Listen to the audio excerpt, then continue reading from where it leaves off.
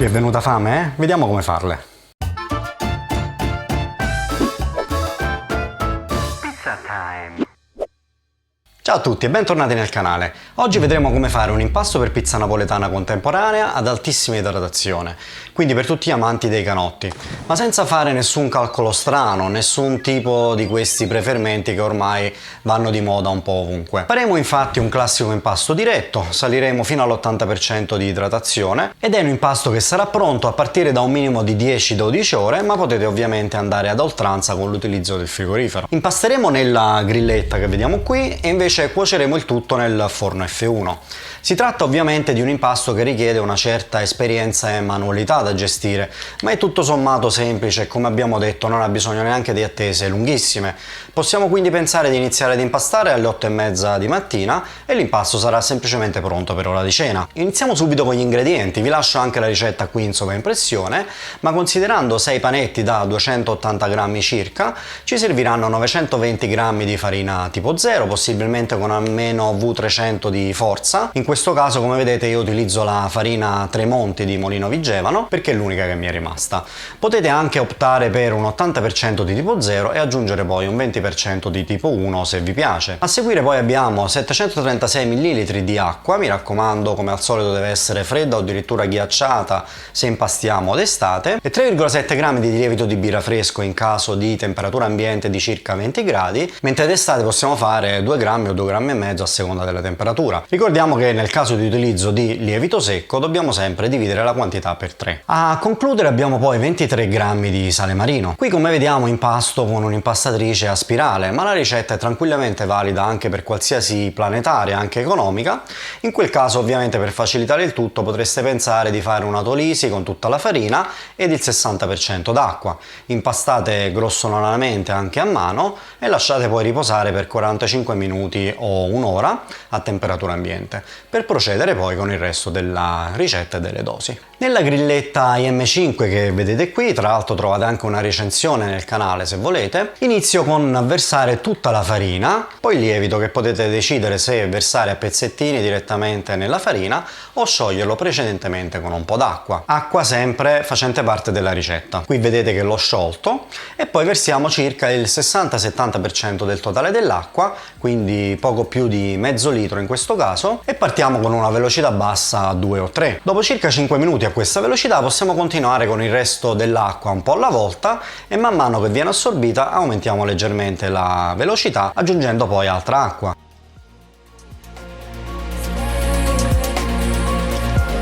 Quando poi l'abbiamo terminata aggiungiamo il sale. Essendo molto idratato non c'è neanche problema se avete già finito acqua a questo punto. Se vi è rimasto un pochino aggiungetelo appunto per agevolare lo scioglimento del sale. Questo è l'aspetto che deve avere l'impasto alla fine. L'impastamento dovrebbe richiedere una quindicina di minuti circa e dobbiamo cercare sempre di chiudere l'impasto preferibilmente sotto i 24 gradi.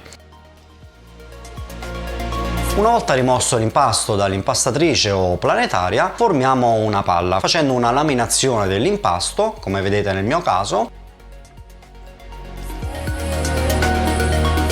o in alternativa fate 1 o 2 giri di pieghe a seconda di quanto è necessario.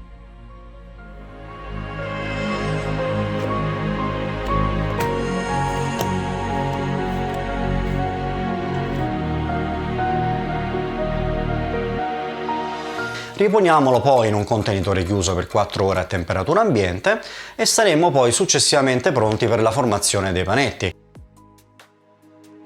Quindi per lo staglio, come dicevo, dobbiamo prevedere 6 panetti tra i 270 e i 280 grammi l'uno. In questo caso li peso uno per uno, visto che ad occhio non sono per niente capace, e potete poi chiudere i panetti come mostro in video, quindi semplicemente ripiegando i lembi dell'impasto su se stesso e chiudiamo con una pirlatura finale per stringere il panetto e dargli una forma sferica. Ovviamente, essendo molto idratato, è più semplice chiudere l'impasto rispetto a una verace, ad esempio. È molto importante, vista l'idratazione, essere molto veloci e delicati con le mani in questa operazione, usando poca pressione e per lo più solamente con i polpastrelli. Riponiamoli poi in cassetta oppure in contenitori chiusi ermeticamente e resteranno poi a temperatura ambiente per altre 4 ore. Trascorse le ulteriori 4 ore, quindi siamo ad 8 in tutto, andranno poi in frigo nel ripiano alto per altre 4 ore. Oppure potete lasciarli tranquillamente più a lungo nel ripiano basso, circa 4 gradi per appunto bloccare la lievitazione, finché non dovrete poi cuocerli. Qui in sovrimpressione vi lascio delle possibili tempistiche per organizzarvi. Ma passiamo ora alla cottura, che dovrà essere molto delicata rispetto alla verace napoletana, quindi utilizzerò il mio F1 impostando la temperatura sia del cielo che della platea tra i 370 e 400 gradi e ci vorranno in totale circa 2 minuti a pizza. Ma bando alle ciance, iniziamo subito con una salsiccia e friarielli. Stendiamo dall'interno verso l'esterno in una teglia piena di semola.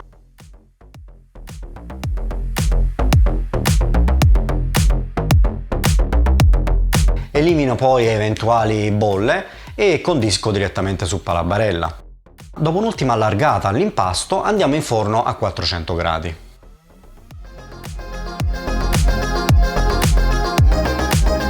Ed ecco il risultato spettacolare dopo circa 2 minuti. Un risultato croccante all'esterno e scioglievole all'interno, grazie anche all'alta idratazione. La cottura è perfetta anche alla base, come vediamo. Ed ecco a seguire una provola e pepe. Stendiamo come prima. Per il condimento mi trasferisco nuovamente su palabarella semplicemente per comodità. Base di pomodoro, aggiungo poi provola affumicata fresca di bufala e pepe nero. Un'ultima allargata e dritta in forno.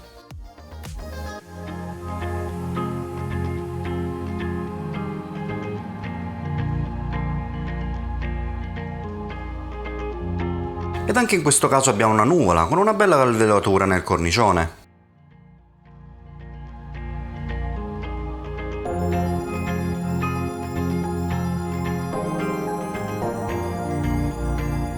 Qui vedete una margherita con cornicione sempre molto sviluppato ed alveolato.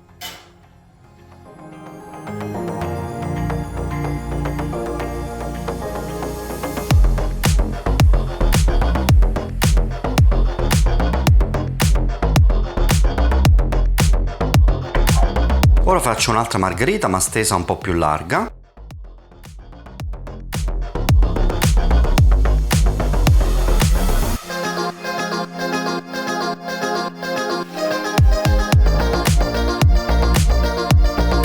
Vediamo che una volta infornata copre quasi tutta la larghezza della pietra.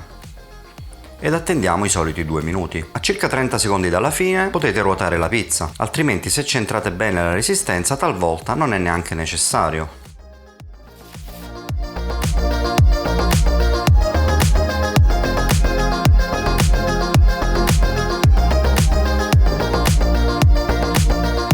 Come vediamo da questa bellezza, anche qui viene confermata la bontà dell'impasto e della cottura. Sempre con lo stesso impasto facciamo una parmigiana.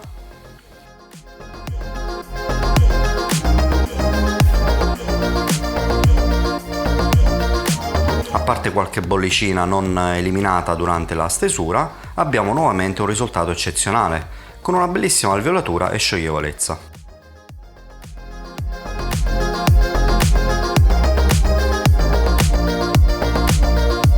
Ma non ci fermiamo qui, ed eccomi che inforno una prosciutto, provola e gorgonzola.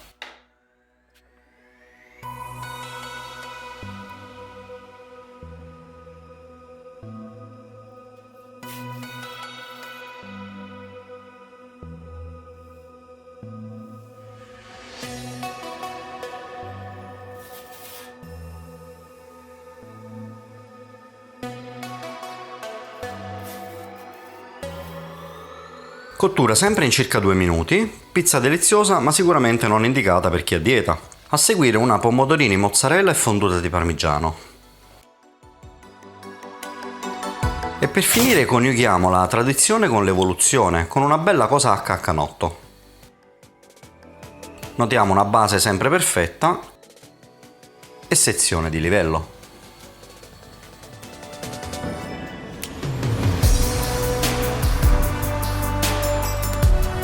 Quindi dopo questa bella carrellata di pizze vi siete fatti più o meno un'idea. Anche se personalmente non sono un amante dei canotti, abbiamo comunque visto come si possano ottenere dei risultati spesso anche superiori a tantissime pizzerie contemporanee e anche blasonate, senza dover ricorrere ad alcun prefermento, ma facendo un classico diretto.